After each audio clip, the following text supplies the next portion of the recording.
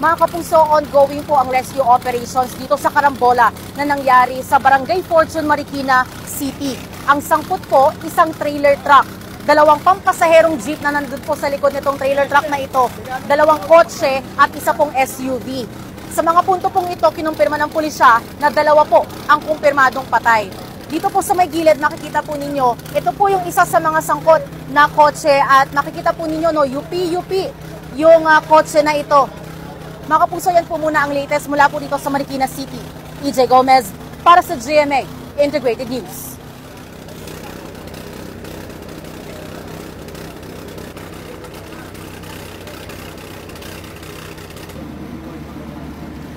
Right.